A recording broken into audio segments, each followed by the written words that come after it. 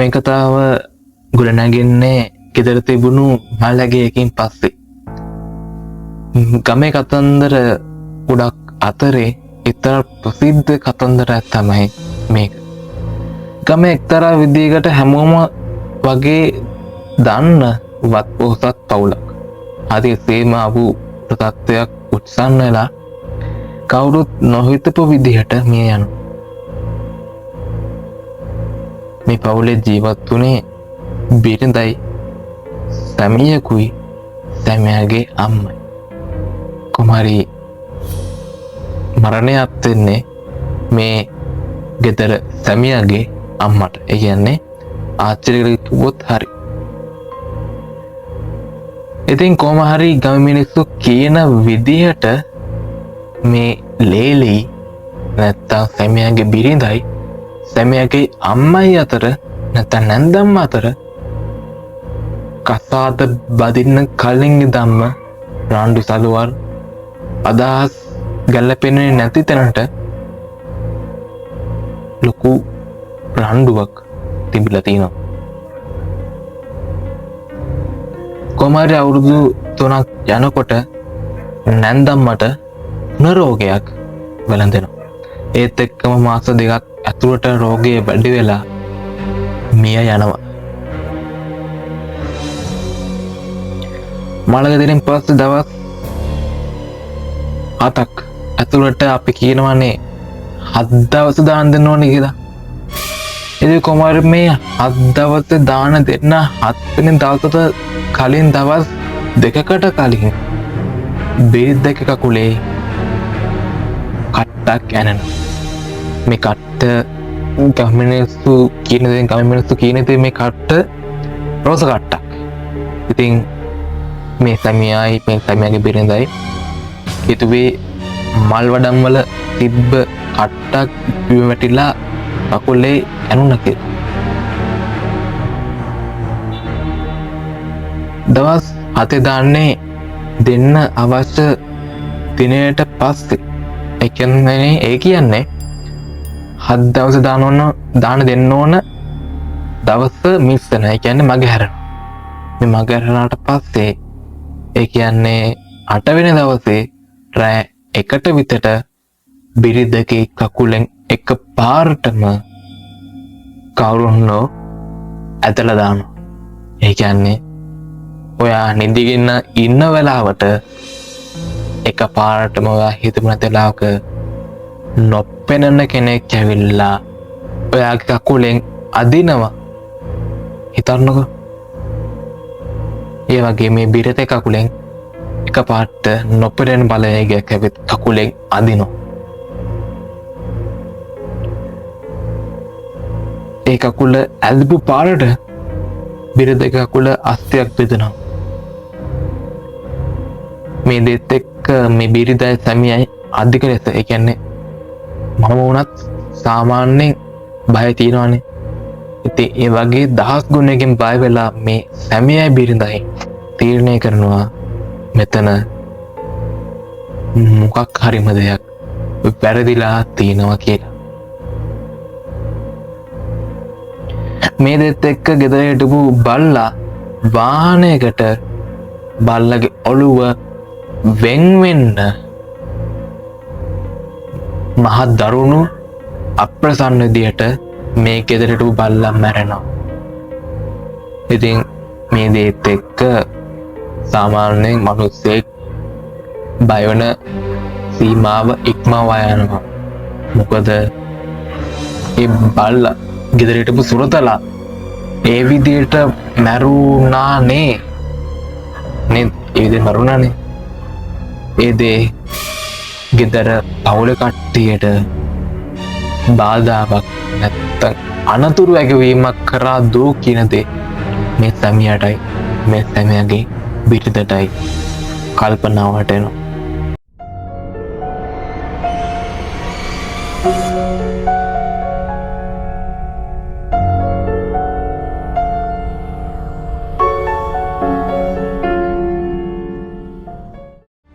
ගෙදරට සාමාන්‍යයෙන් ගෙදර තියනවානේ දෙවියන්ට පහන තියන තැනක්. ඉතින් කොහොම හරි මේ 7 දවස් දාන දෙන්න දවස් 9කට 10කට විතර පස්සේ ගෙදර පහන පත්තු කරලා ඒ දෙවියන් ගාවින් තියන්න යනකොට පහන ඉබේම නිවෙනවා. කොච්චර පත්තු කරත් පහන පත් වෙන්නෙම නැහැ. මේ සැමියට බිරිඳටයි හිතෙනවා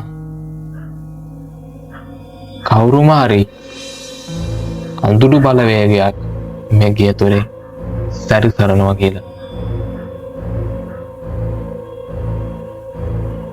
ඒ වගේම මේ බිරිඳගේ කකුලේ ඇනුණු කට්ට හින්දා මේ බිරිඳගේ කකුල ගොඩක් වේදනාවක් දිනෙන් දින අරගෙන යනවා. ඒ කියන්නේ ඉස්පිරිතාලේ යන තැනටම මේ වේදනාව වැඩි වෙනවා. නොවැම්බර් 10 වෙනිදා හරි අමුතු සිදුවීමක් එනවා. පාන්දර 2ට විතර ගෙවල් 6-7කට ඇමතුමක් එනවා රැහන් දුරකථනයකට. ඒ කියන්නේ ලෑන්ඩ් ෆෝන් එකකට ඇමතුමක් එනවා පාන්දර 2ට විතර. මේ ඇමතුම ආන්ස කරාම ගෑනු කෙනෙක් ගොරෝසු කටුහඬින් මොනවද කියනවා. මේ ඇමතුම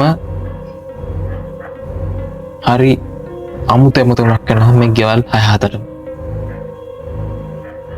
ගම මිනිස්සු හිතුවේ මේක කාගේ හරි විහිළුවක් නැත්තම් මේ කවුරුරෙක් වලට එකතුලා කරන වැඩක් කියලා. හැබැයි මේ ඇමතුම දවස් 3ක් එනවා.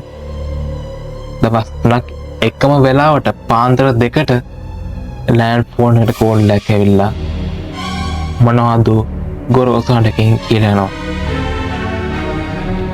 4 වෙනි දවසේ රෑ පාන්දර 4ට විතර ඇමතුමක් එනවා. ගෙවල් 10කට විතර. ගමේ මරණ 3ක් සිද්ධ වෙනවා කියලා තමයි මේ ඇමතුම කියන්නේ. මේ ඇමතුම කියන්නේ කවුද කියන දේ ගම මිනිස්සුන්ට පැහැදිලි වුණේ නැහැ. ඉතින් මේ දේත් එක්ක ගම මිනිස්සු තීරණය කරනවා මේ ඇමතුම් දෙන කෙනාව කවුද කියලා දැනගන්න පොලිසියට හොයන්න කියලා. ඒ කියන්නේ පැමිණිලි කරන්න ගම මිනිස්සු තීරණය කරනවා.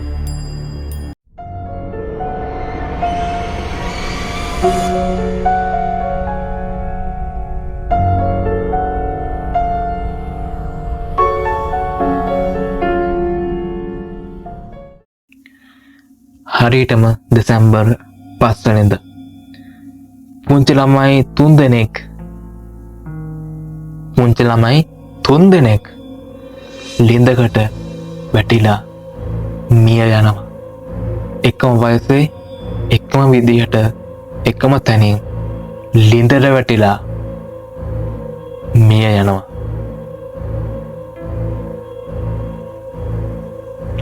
මේ අනතුර වෙන දවසේ ගෙදර මේ ළමයින්ගේ දෙමාපියෝ කවුරුත්ම ගෙවල් වල ඉඳලත් නැහැ.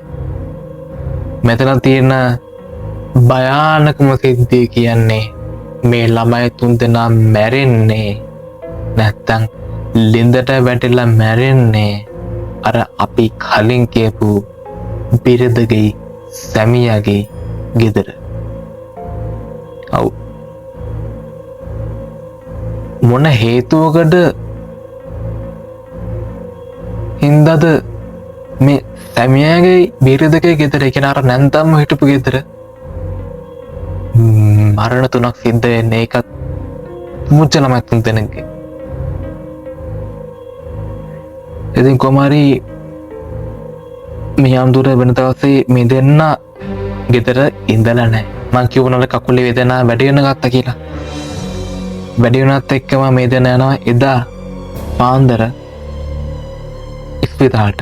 කොමාරි ඒ දවසේ නැවතිලා තමයි ඉඳලා තියෙන්නේ. ඒ කියන්නේ මේ අනතුර වෙන්න, මේ අනතුර සිද්ධ වෙන ලාභේ කවුරුත්ම ගෙදර ඉඳලා නැහැ.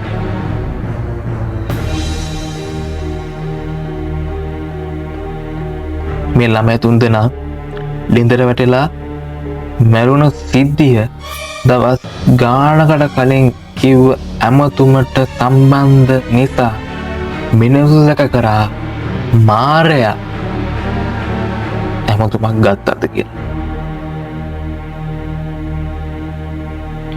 පොලිසිය මේ ගැන විමර්ශන කරත් කිසිදු සාක්ෂියක් හොයාගන්න බැරි වෙනවා. අවසානයේදී පිරිඳයි සැමිය තීරණය කරන මගේ හැරිච්ච දානේ කියන්නේ නැන්දම්මගේ 7 දවසේ දානේ මේ ළමයි තුන් දෙනා වගේම සිහි කරලා ඒ කියන්නේ ළමයි තුන් දෙනාටත් එක්ක දානයක් දෙන්න තීරණය කරනවා.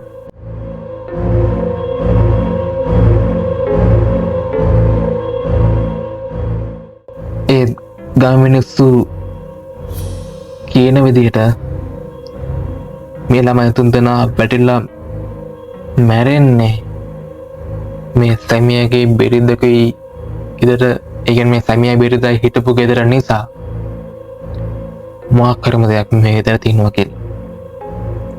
ඒත් මේ දේවල් ඔක්කොම අමතක කරලා ලොකු ආශිර්වාද පූජාවකින් පස්සේ නැවතත් මේ ගෙදර පදිංචිට එනවා මේ බිරිඳයි සැමියයි. එතින් පස්සේ වාර්තා වෙන විදිහට කිසිදු සිදුවීමක් කිසිදු අద్භූත දෙයක්වත් සිද්ධ වෙන්නේ නැහැ. ඒ කියන්නේ කිසිදු දෙයක් සිද්ධ වෙන්නේ නැහැ. හැබැයි මගේ ප්‍රශ්න තමයි ඇයි මේ සැමියයි බිරිඳයි හිටපු ගෙදර මරණ 3ක් සිද්ධ වෙන්නේ? ඔයාලා දන්නවනේ 3 කියන ඉලක්කම එච්චර හොඳ ඉලක්කමක් නෙමෙයි. හිතන්න ඇයි මේ දේ මේ විදිහට සිද්ධ වුනේ? මේක නැන්දම්මගේ බලවේගයක් නිසා ආපු දෙයක්ද නැත්නම් වෙන සිද්ධියක්ද? කමෙන්ට් එක දාගන්න. කමෙන්ට් channel එක subscribe නොකරපු කෙනෙක් නම් දැම්ම channel එක subscribe කරගෙන ඉස්සරහට එකතු වෙලා ඉන්න මේ වගේ කතන්දර අහන්න. මේ team 1